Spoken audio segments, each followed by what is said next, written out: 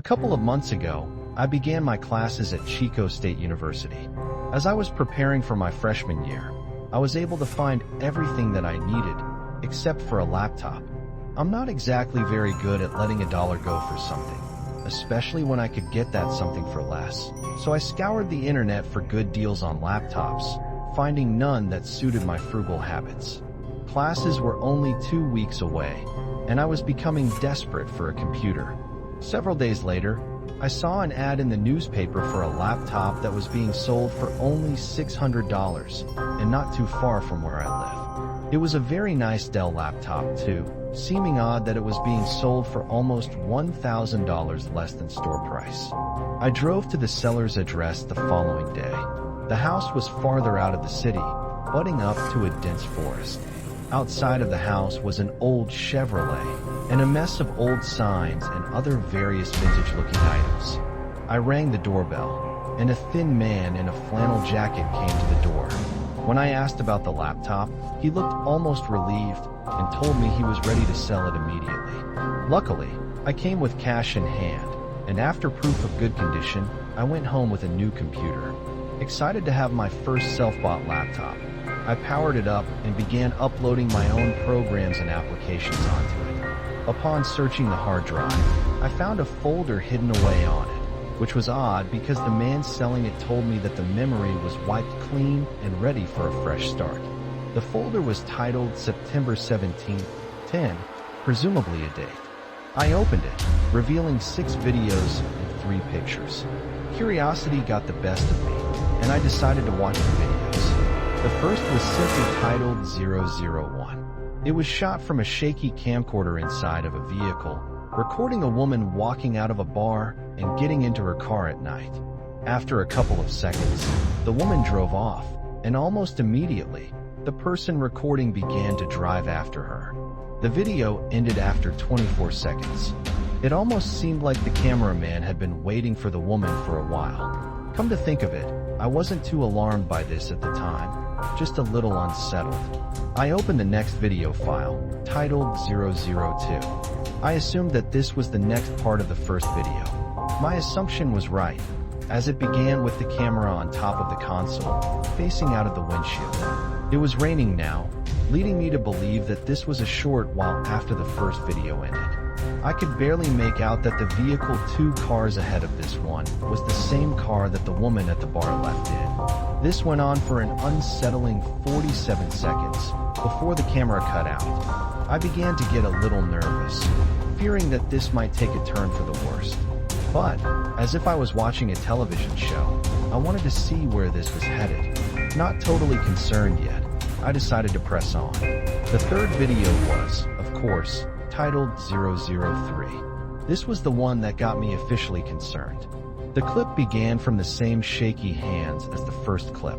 It was now pouring with rain outside of the car, and I could barely make out a figure in a fur coat with an umbrella walking to the front door of a house. I could only assume who this person was, and whose house this belonged to. The figure entered the house and closed the door. The following stillness greatly unnerved me. The only thing that could be heard was the sound of rain dumping on top of the car. After roughly 2 minutes of this nerve-wracking nothingness, the lights inside of the house cut out. Another minute or so went by before the camera was placed onto the console again, and the sound of a person exiting the car broke the stillness. After the car door quietly closed, another figure, this time hooded, could be seen walking towards the house. I began to feel a knot tightening in the bottom of my stomach as the stranger walked around to the back of the house. Whoever this person was, they definitely weren't supposed to be there. After another couple of seconds, the lights to the outside of the house cut out. It was pitch black, and only the rain alerted me that the camera was still rolling. The video ended after about 9 minutes of rain and darkness. I was now pretty sure that this was not an innocent little project or anything of that nature, and I began to feel stupid for not checking this laptop seller's credibility. Was this person stalking the woman the same person that I met with earlier? Throughout the whole experience, I had a dormant thought in the back of my head to call the police, but I wasn't ready just yet.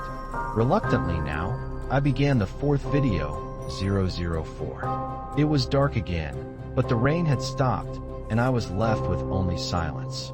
Not long after the clip began, I could make out the sound of footsteps on gravel, getting louder as someone approached the vehicle.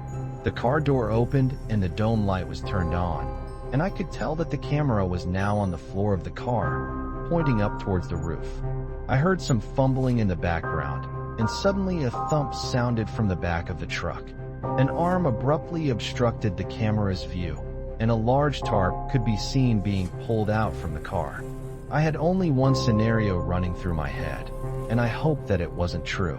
A picture of the truck, taken earlier. The person picked up the camera, put it back onto the console, and began to back up. They drove for a good 3 minutes before parking in a branched-off road and exiting the car to work on the load they were carrying.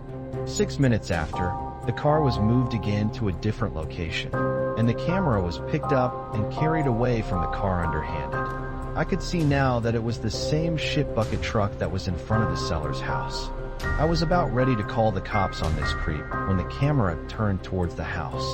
It was a completely different house than the one I visited. I was a little relieved by this, though it didn't prove anything. As the fourth video came to an end, I was wondering whether or not I was prepared to see what came next. I could only hope that this was a prank, or at least had a happy ending. 005 began inside the house. It was extremely dark, and the only thing I could make out was a figure that would occasionally walk in front of the camera. It was also quiet for the first few moments, minus the occasional barking of a dog outside. Eventually, a small sound could be heard. It soon escalated to a loud, muffled scream. Shaking and struggling noises became more apparent as time went on, as well as crying. A light came on, and the camera was lifted and panned to the center of the room, revealing a beaten and bloody woman tied to a chair. From what I could make out, this was, in fact, the woman from the bar. The camera zoomed in on her face for what seemed like an eternity before stopping. I couldn't believe that this was happening. My original hope that this was a movie or something like that had long since diminished. With only one video remaining, I was beginning to fear for my own safety. I locked my door, closed my blinds, and pushed onward. I began 006, with a small hope that this woman was still alive and that I could have her saved. The final installment of this horror show began in a bathroom setting. The camera was placed on the counter, facing a mirror, in which I could see a door. The only sound I could make out was a familiar one that destroyed my hopes: power tools. I sat in front of the screen for what felt like hours before the sound stopped. More silence, then heavy footsteps, accompanied by what sounded like something being dragged. The doorknob turned and the door was pushed open.